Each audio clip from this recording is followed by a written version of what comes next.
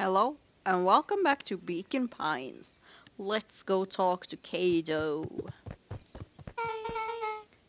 This is a dang nice library.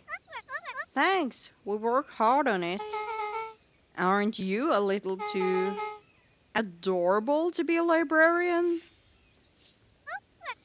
Oh, Kato hung out here so much. Eventually, they gave him a set of keys. I just keep an eye on the place for Mrs. Nowak sometimes. They got you working for free? It's quiet, and I get access to all the books I can read. What more could a person want? Fair enough. What can I do for you all? We need a favor. I already told you and Rollo. I can't put you any higher on the wait list for the next Hanky Tommy. And if you're here with more candy, I'll have you know I can't be bought. Call it a personal code of conscience?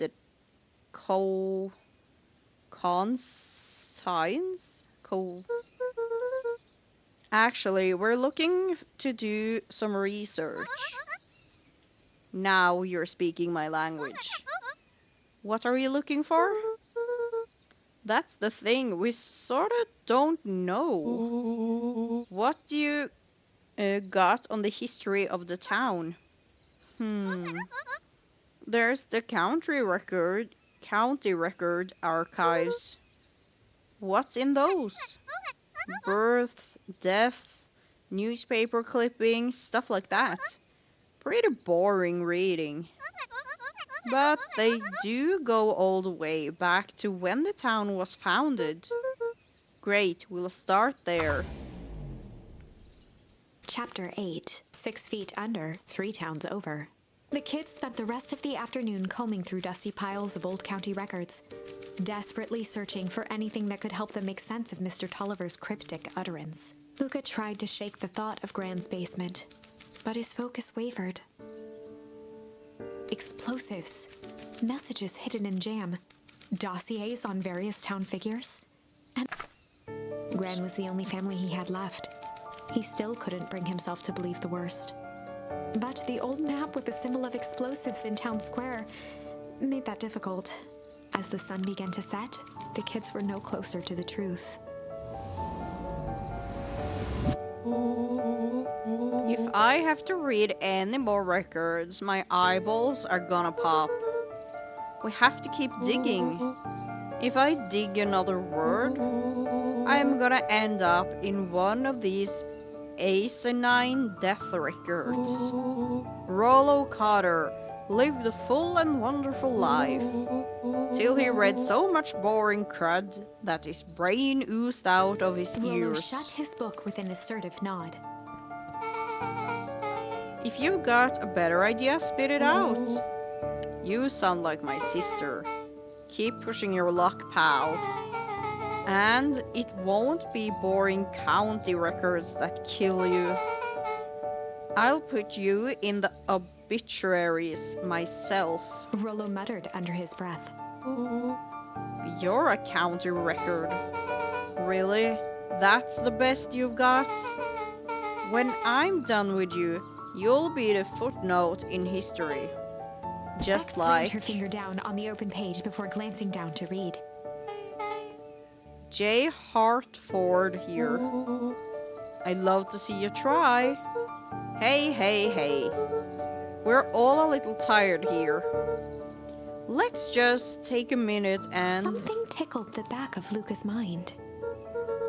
Wait, what was that name, Beck? In the obit? J. Hartford. From the Brookville Tribune 8 years ago? That can't be right. What is it? J. Hartford? That's my grand's name, Juniper Hartford. Maybe there were 2 J. Hartford? Mrs. Hartford is survived by her young daughter, E. Hartford. My mom's name is Eleanor.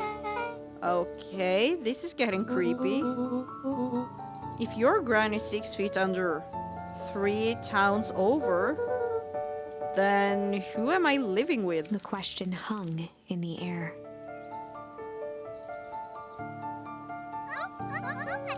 Alright, gang, I got a close up for the night. Beck rubbed her eyes.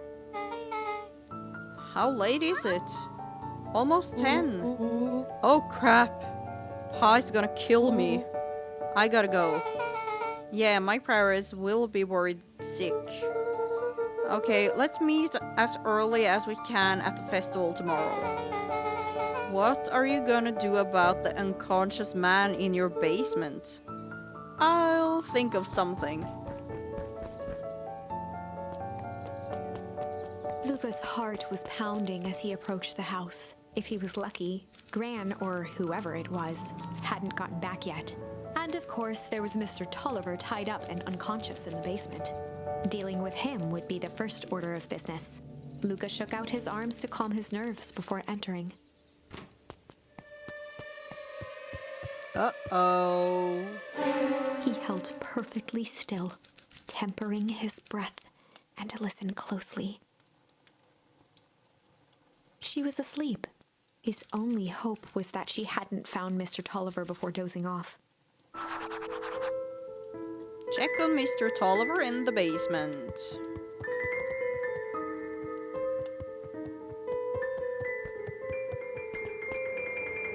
Uh-oh.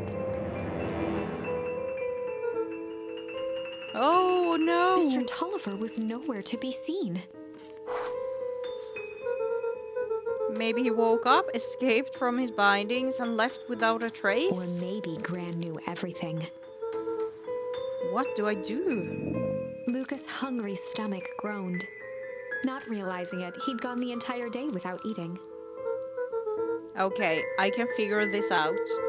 Just need a little brain food. Luca rushed over to the pile of jam jars, unscrewed one, and shoveled a handful into his mouth. I'm afraid your jam delivery will be He delayed. flipped the lid to read the label. Mr. Crude. Heh. Okay, now I can think. So, if Gran knows we tied up Mr. Tolliver, I'm screwed. If she doesn't know, then I need to play it cool. I guess the only option is to go to bed and act as if nothing is wrong. Gran will think Mr. Tolliver finished what he was sent to do and left when he was done. She's going to be awake now, isn't she? Uh-oh. Gran? Okay, stick to the plan. Go to bed and play it cool. As Luca climbed the final stair, the emotion of the day dragged heavily on him. With each consecutive step, his legs weakened. His stride began to falter. He tried to grab for the railing to steady himself. Is the jam drugged? Something was wrong. Come on, legs. Just a few more steps. Luca groaned and tried to move. His limbs might as well have been bolted to the ground. Through numb lips, he mumbled just before falling asleep. The germ...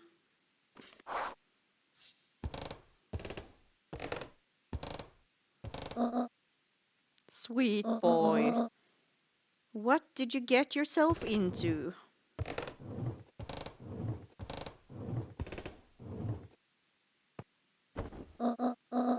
Rest now, and let me handle everything.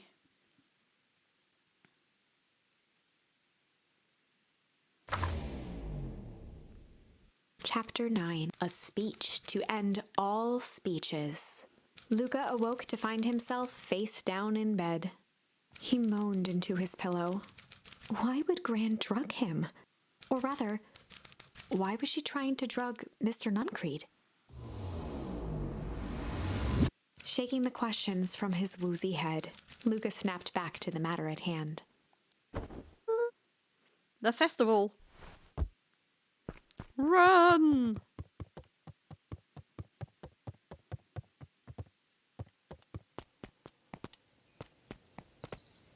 Meh. Meh. Where have you been? Gran put something in the jam. Well, we know secret messages for secret conspirators. Conspirators.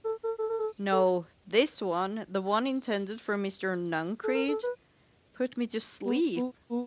Whoa, sly devil. I think she's trying to remove him from the equation. He might be in danger. Have you found anything? We looked around but haven't seen anything odd. Your Gran is nowhere to be found. But Mr. Nuncreed is just loafing around waiting for the speech. What speech? Mayor Gus just got up to the podium. Everyone is gathered at the stage. Let's get moving. Augustus Valentine nervously wiped his brow. Is this thing... hello, Beacon Pines. I'm Augustus Valentine, your mayor, and I suppose you already know that. Oh yes. Before we get started, I just wanted to take a moment to recognize someone who couldn't be here today. This town wouldn't be where it is today without my father, Sharper Valentine. So I thought we could begin with a round of applause befitting such a great man. Even that's more than that old codger deserved. Gus cleared his throat and awkwardly loosened his tie. Right, where was I? William Kerr bounded on the stage with the energy of a preacher at a big tent revival. Gus Valentine, everyone. He gave Gus a hearty slap on the back and motioned him off the stage. Let's hear it for our mayor. What a great turnout. Oh, heck. I didn't prepare anything. But I suppose I could say a few words. Would be a shame to waste such a beautiful podium. Mr. Kerr pulled a thick stack of note cards out from his vest. Community, conviction, commitment. These are the things we celebrate at Perennial Harvest. For us, these are the pillars of the bridge to a better tomorrow. But I think it's time to add a new pillar. Change. Change is a powerful thing. It's inexorable and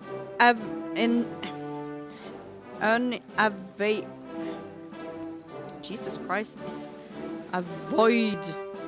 unavoidable and undeniable, and I am dadgum thankful for it. Change is the reason we're all together today. It's hard for me to believe that it was only 4 years ago when fate brought me here. A simple business trip which brought me to a small town which would change my life forever. Mr. Kerr took a moment to survey the crowd. You know what? He wiped away a single tear. From the second I set my foot in Beacon Pines, something about this place had me held captive. You see, change represents opportunity. It represents potential. It was change that helped me recognize potential of this place. To see that people of this town, despite suffering great loss, still held on to things that made them special. He thumped the podium to emphasize each word. Community, conviction, commitment, change. Mr. Kerr nodded confidently, biting his lip. The crowd was silent, in rapt attention. Fate made a perfect match that day. Nothing is more important to you all than community. And Perennial Harvest is a community first and Mr. foremost. Kerr methodically made eye contact with each section of the crowd. The only way you made it through the foul harvest was an unshakable conviction. A conviction that a better tomorrow was just over the horizon. Perennial Harvest was founded on the conviction that we are that horizon. This festival is a symbol of our commitment to each other. His voice began to build to a crescendo. We now walk hand in hand into future we will shape together. And that is what change is all about. Grabbing the future by the scruff of the neck and making things happen. Change is a choice. I am tickled pink that we will all be making that choice together. How great is that? Just imagine what we can accomplish. What was The that? crowd began to look around nervously. Don't worry, a little thunder isn't going to ruin this day. Everyone remain Mr. calm. Kerr quickly flicked through his note cards. Where was I? Through all of my travels, I have learned one true thing. One always reaps what they sow. We have all planted a lot of good in this town. And so, it is with a happy heart that I can He proclaim raised his hands up to the heavens. our harvest awaits. Well, At that moment, a merciless wall of impossibly cold air ripped through the crowd, instantly freezing everyone and everything it touched.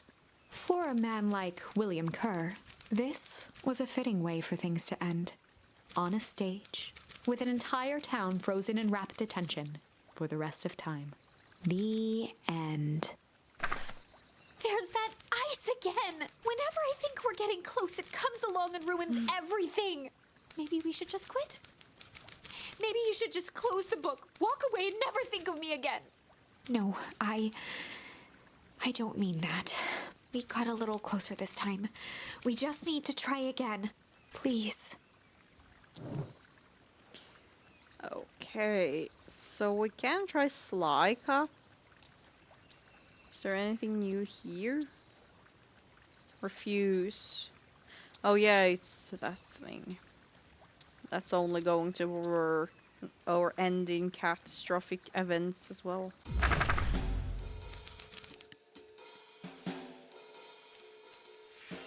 They'd run the classic good cop, sly cop interrogation.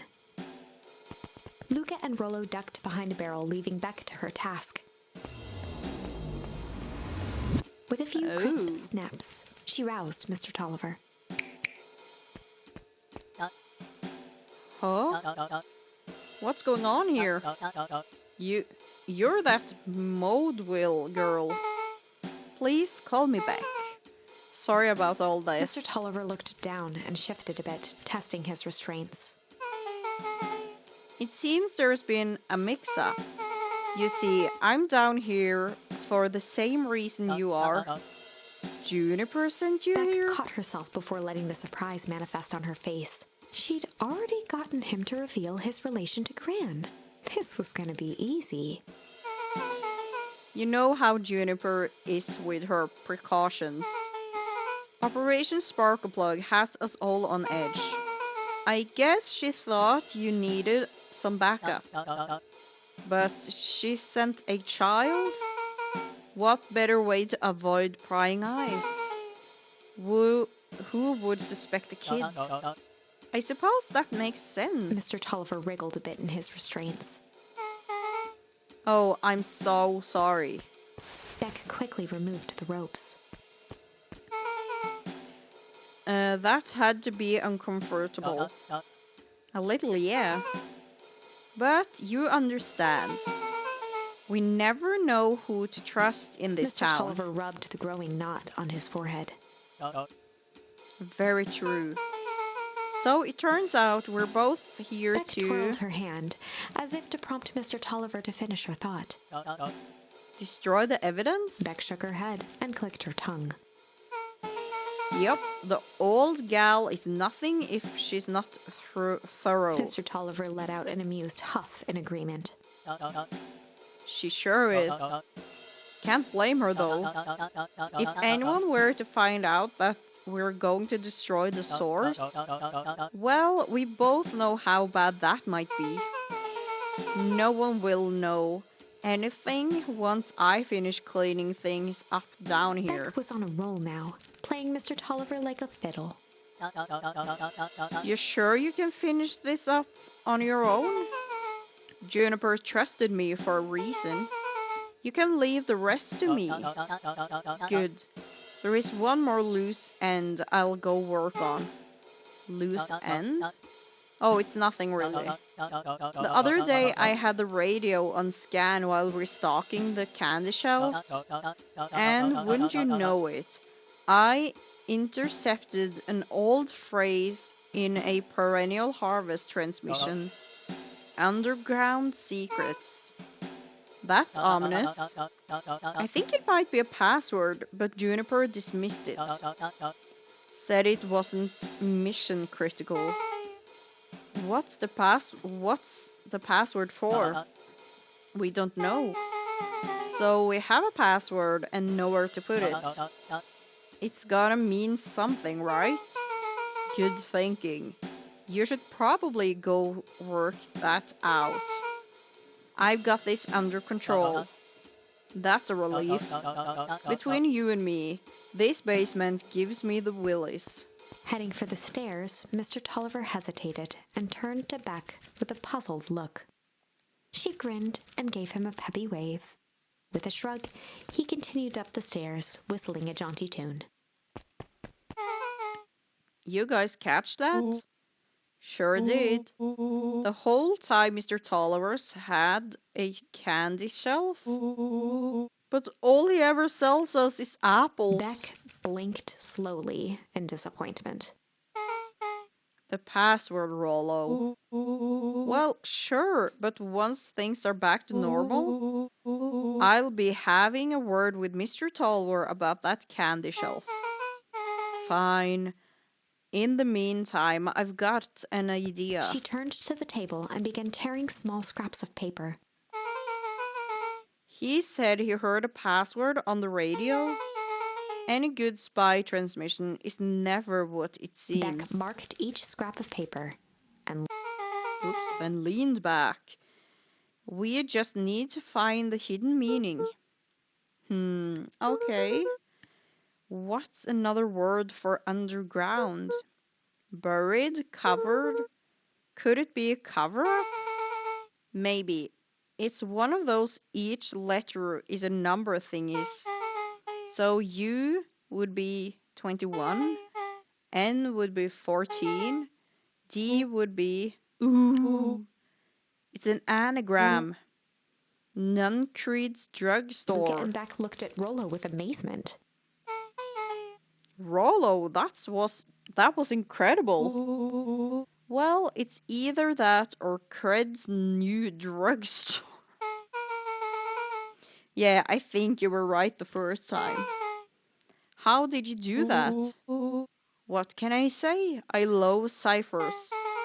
Well, I guess we know where to go next. Investigate Nuncreed's drugstore. Is that such a good idea, kids? You scared me half to death. Sorry. You kids haven't seen Mr. Tolliver around, have you? Nope. He's got me waiting around like the last slice of pie. I swear that man would be late to his own funeral. Well, sucks for him. I think I'm going to end the episode before I go start at the drugstore. So I hope you guys enjoyed. Thank you so much for watching. Have a nice day and goodbye.